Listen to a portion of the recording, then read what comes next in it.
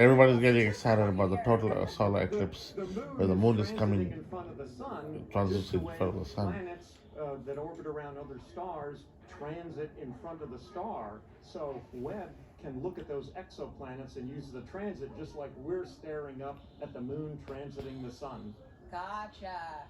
And so a transit is, like you said, literally just when something crosses in front of something else. That's right, yeah. Okay. Very cool. So throughout the broadcast, we've actually been able to see the eclipse through different telescope feeds. Can you tell me a little bit about what the difference is between, actually, we're going to go ahead. Oh, here we go. We're getting really close. Oh my gosh, it looks like just a few more seconds until we are in complete totality. Oh my gosh. 5, 4, 3, 2, 1. Wow. Everybody cheering. This is incredible. So let's go ahead and take off our glasses. We are in totality now. Oh, you can see the coronal spikes. Amazing. That It's is beautiful. You can see a incredible. planet in the sky that you एक couldn't see तरफ before. Diamond ring इधर देखा है ना अब जब निकली तब दूसरा साइड Mm. गई Oh ना gosh, There's some drone. There's a drone up there in the sky too. There. Oh my Oh, goodness. wow. It's incredible, the rays that you can kind of just see coming off of the corona. Yes, yeah. Stunningly beautiful. Yeah, that's Yeah. got to be one of the most amazing things I've ever And seen. you can see the gradation in the sky color Yes. down to the horizon Oh too. my goodness. Yeah. I am seeing a bit of that 360-degree sunset. Yes, yeah. That is really cool. Oh, that's from the space station. और उनके चाहिए दिखाए के Even though we're in कि the total shadow, Right. if there's still the corona is still pretty bright. It is incredibly bright. You could read by the light of the corona. I think I would have some trouble reading, but I probably could. I could technically read From the something. International Station, So, from the Eric, ISS. oh, and actually, we have the International Space Station flying over right now. So they are actually seeing not one, but 2 views of the eclipse. They're able to see not just the moon passing in front of the sun, but they're also able to see the shadow of the moon passing over Earth, which is absolutely incredible. I mean, I can hardly imagine a view being better than the one we have right now, but if there is one, it's from the space it's station, from yeah. the space station for sure. Wow. So yes, they're able to take some pictures of that, and that is just incredible. Just incredible. One of the things they told people to do if you're far away is to hear how nature changed. And it was interesting here, we're of course surrounded by a lot of people, just to hear their reaction when we went into totality. It's true that humans in nature have not gotten quieter, but louder, I would say. But, I mean, you can definitely hear the loudness has a different kind of character to it. There's Yeah. almost like a, I mean, I don't know if wonder has a sound, but I think this might be it, yeah. Hushed awe. Yes, Yeah. hushed awe. That's wonderful. And I can see just one little red, I guess like Yeah, we protrusion had coming little down there. red spots almost. I noticed those too. That's cool. Now there are 2. Yeah. Wow. That is just so cool. Yeah, I like the 360 sunset. It's a little hard to see behind us, but it's Oh, we've Yeah. got at least one or There- 2 drones. yeah, some our robot overlords.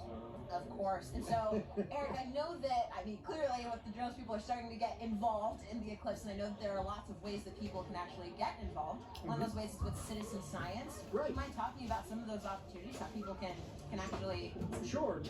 We had citizen science programs where people could use their cell phones to take pictures during the eclipse. And Oh, we're getting coming ready to come out of totality. And here we go. Oh, look, come. Oh, Diamond ring. There, look. Diamond ring. Cheering. And then look. Just made it to the end of totality. End of totality. We're starting to see the sun just peek oh, and back it's out amazing. again. Now just look at how much brighter it's gotten. It is all of a already sudden. so much brighter. That is so wild. That was probably one of the most amazing, but also fastest 3 minutes of my life. I wish I could do it all again. Yeah.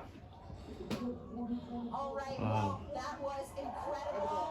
Incredible to get to experience that here in Holton. Thanks so much to the city of Holton.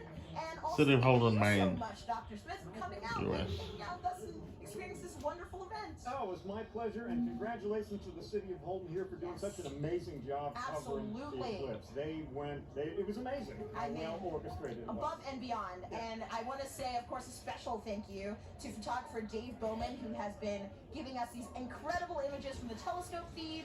And we're going to enjoy as the rest of the eclipse kind of ends here, going back in the direction that it came. And with that, we're going to send it back over to you, Megan. NASA. Alrighty. Thanks, Angelique. Alrighty. So, Gina, I mean, what do you think? Like, we literally have just watched the eclipse travel, what, about 2,600 miles? Going across Mexico to Maine. Yes. In like, what, about 88 minutes? That's right. It's So like fast. that 1,900 miles per hour that the shadow's traveling. I mean, did you have a favorite location? For me, I think between Russellville and Dallas, just getting to hear some of my colleagues and their excitement Take too it was in. amazing. Through the goodness. eyes, Yeah, that's no. it. So, I don't know. I have to be Eclipse a little bit through the biased. eyes Didn't see cloud of cover NASA. here, Did. But to see it with your real eyes. That's was what it just- is. And we It had that was. moment, which was We did, yes.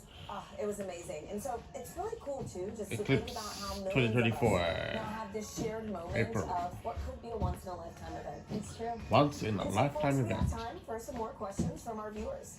And again, we have another great question from Mackenzie, who's in the 3rd grade. Okay. Let's roll it now. The 3rd grade student question. Yes. Science, mathematics, physics should be mandatory in all schools. Hi, my All name levels. is Mackenzie. I am in 3rd grade. My question is, what is the difference between a lunar eclipse and a solar eclipse? Thank you for that question, Mackenzie. Okay, let's talk about the difference between the eclipses. Now, the solar eclipse that we had today is when the moon crosses between the Earth and the sun. Yeah. But we also get lunar eclipses, and the lunar eclipse occurs when the Earth crosses between the moon and the sun. So it's really about where the shadow's going. Today we have the moon shadow projecting on the Earth. During the lunar eclipse, we have the Earth shadow projecting onto the moon. So that's the main difference there. That we just saw, too, those incredible views from space, That's you right, know, from to see space that station. second perspective view. And Yeah. so I've got another question for you right now. It's going to be Eli on Reddit, who wants to know, there are quite a few solar eclipses in the world every few years. So why is this one scientifically interesting? Okay, so yeah, we do get solar eclipses and lunar eclipses maybe 2 to 3 times a year. However, the total eclipse that happens today, total eclipses are about every 1.5 years, and that is a rare opportunity for us to look at the corona, study the corona in a way that we can't do during the other types of solar eclipses that we have. So And during solar maximum. exactly, during the solar maximum. So for this one particular, you know, we were talking about the solar activity that we were seeing on the limbs during the totality.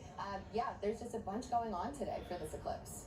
And so, too, right now we've got another incredible view. Oh, look at that. These are live views from space, From the which space is just station. mind-blowing in general. And now we're also to see the moon shadow across the Earth. Wow. It is just amazing. Amazing. So, you know, Gina, too, thinking about how many people across North America today witnessed this one moment, it's a good reminder that humanity has been experiencing these eclipses for centuries. And you know, there are different meanings for these events in different cultures. Let's check in with Joy in Dallas to learn more about indigenous astronomy. Joy. First Hi, Nations. and welcome back to Dallas, Texas. I'm with Dr. David Begay. He's an indigenous astronomer and also a member of the Navajo Nation. David, thank you so much for joining us. So when people think about science, they might be thinking of Western science. So David, how does that relate to indigenous science? And what did the total eclipse mean to the Navajo people? I think the knowledge on the eclipse goes way back from time immemorial. I'm told by my elders